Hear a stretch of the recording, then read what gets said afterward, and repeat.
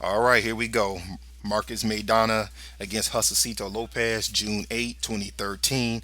I picked Maidana in this fight, and I actually picked Maidana by stoppage. My opinion was this, and this is what I was saying leading up to the fight. I think that Maidana was the hardest puncher that Lopez fought. And yeah, I know that Lopez went up to junior middle and fight Canelo. I'm going to repeat. I said leading up to this fight that Maidana was the hardest puncher that Lopez had faced. With that, it was an all action fight. Starting in the first round, both of them came out throwing right hands. By the second round, Maidana was landing monster overhand rights as he does.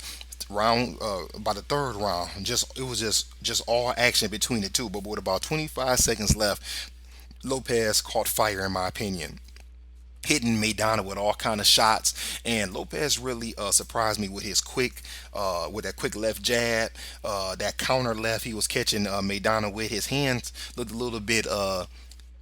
Definitely, he looked faster than Maidana, but his hands looked a little faster to me than I expected. By the fourth round, I think that round was all Lopez. He hurt Maidana with that left to the body, then the left to the head.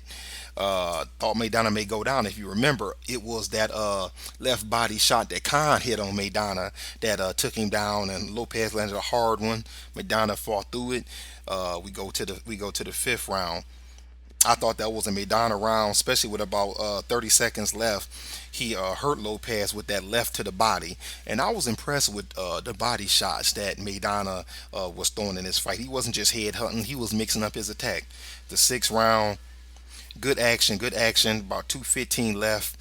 Maidana throws a jab right to the body, came right back up with a right to the head. I mean, and it was a clean flush shot. Lopez, I don't know if he was expecting another body shot to come, but his left was down.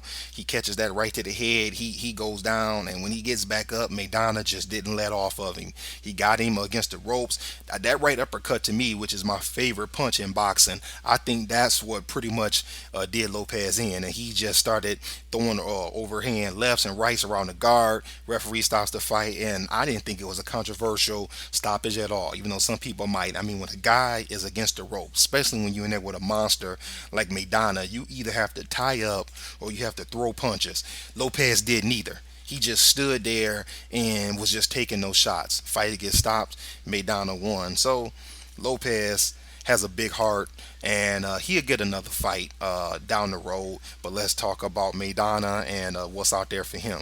This is what I'm looking at: the Bradley Marquez winner in a couple of months.